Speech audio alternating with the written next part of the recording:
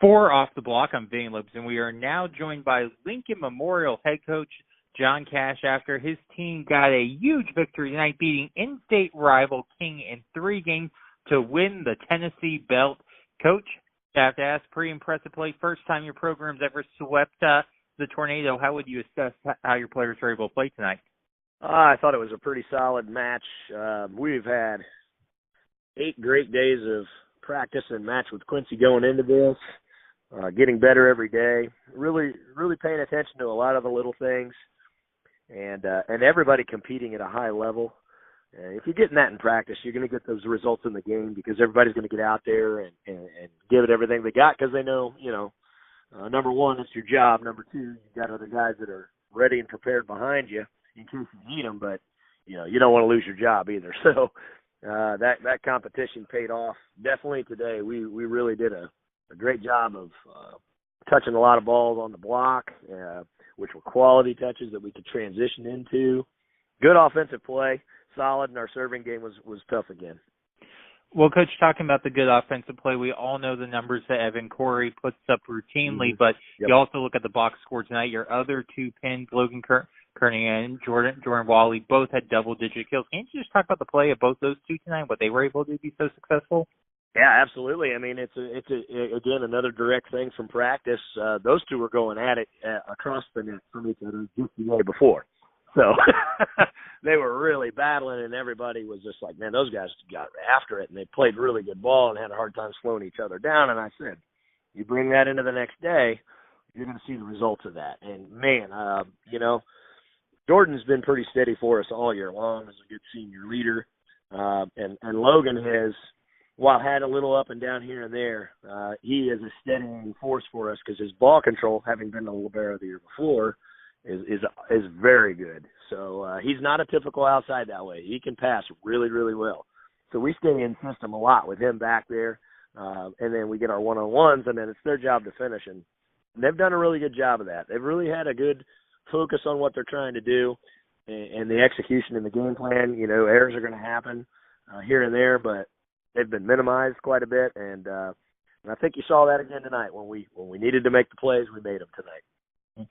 And, Coach, earlier this season, you lost to King in 5 games. What do you feel was the biggest adjustment your team has made or the biggest improvement your team has made since the first time you played them this season?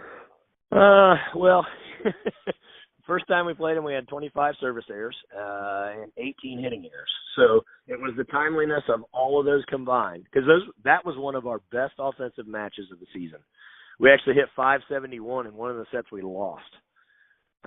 That's kind of unheard of, and but that was attributed to those 2 things kind of being out of whack and your errors just being at the worst time they could possibly be, and it was just a total train wreck, to be quite honest with you. We felt like we were good enough to beat them the first time, and we didn't do it. And then this time, obviously, King is a pretty storied program here. Ryan Boer does a heck of a job with his guys.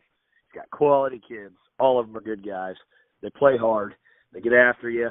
I mean, they've been there, done that. They've played Pepperdine. They've played Ball State. They've played Hawaii. They haven't played any weak sisters, Loyola or Lewis. You go down the line, you go, man, these guys they're weathered. That's non-conference, and then they play Barton in their conference, in North Greenville and all those guys. So, I mean, they've seen it. There's nothing new there. I felt like our guys just came out and did a really good job this time of driving forward and staying focused on all the little points, because tunnel vision is one of those things we talk about. Everybody says every touch matters, but what does that mean? And if you're one of those guys that's really dialed in and focused, then you have tunnel vision on each job you have to perform after every ball's touched, and you execute that to the best of your ability. And I thought we did a good job of that tonight. Absolutely, when we needed to do it, for sure.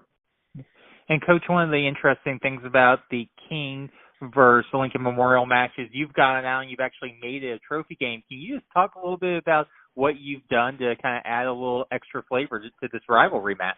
Well, it's just one of those little things, there aren't many trophies or novelties, whatever you want to call it, out there in the men's volleyball game. There's a lot of games out there in football and even in basketball and things like that where they're playing for something. You're playing, if you're Purdue and Iowa, you're playing for the old Oaken bucket. those type of things. If you're playing the Michigan State football game, it's Paul Bunyan's axe and all that stuff. I mean, you got all those things out there. So those are kind of cool things to play for, and it's just like an added layer to the excitement that builds with that and things like that. And Ryan and I are good friends, and we're both old school big time wrestling fans. So, and Tennessee is known for being a huge state that loves its big time wrestling. So it was kind of like, you know what, man, we're about to battle for the belt. This would be kind of fun and a natural fit for us since we're right down the road from each other. And again, we're trying to earn our way to get the credit and get the due and get some notice. And he's been here a long time doing it. So it was really important that way that we kind of build something like that, and it's a lot of fun. More than anything, that's why we play the game. It's a lot of fun. It just adds something extra, and I think the guys really like it. And it's a legitimate belt too, so it's got a little weight to it. Oh, yeah. No, without a doubt. Well, Coach, you have the belt, but a couple other things down the pike for you. I want to let you go on this. You kind of look at the final push of your season coming up here. You got 3 regular season matches, then the IVA tournament. Not only are you playing for the IVA championship, but possibly an opportunity to be a top 5 ranked team in the Division II poll and finish in the top 20 of the RPI. How important are those 3 things for your program, just continuing to grow and really get the recognition that you guys are striving for? Yeah, that's the goal, right? Is to get better every day, and that's not an easy task to do. And it's multi layers. It's not just playing; it's all the other things that are involved in that. Obviously, we look at it as a one match at a time thing. We feel like we're getting better. We feel like we're starting to hit that stride. It's March Madness time, right? It's not just March Madness for basketball; it is for us as well. So, playing well at the end of the season is a big deal because it builds momentum into your conference championships, in our case, the IVA. It builds momentum into your recruiting. It builds momentum into getting people to help grow the game with you, who become fans and things like that. So it's a big deal that way. But again, our approach doesn't change. It's Coker's next. So that's the next one we're prepping for. And then we'll get to Belmont, Abbey, and then we'll get to Erskine and IVA from there. But our sights are on Coker right now.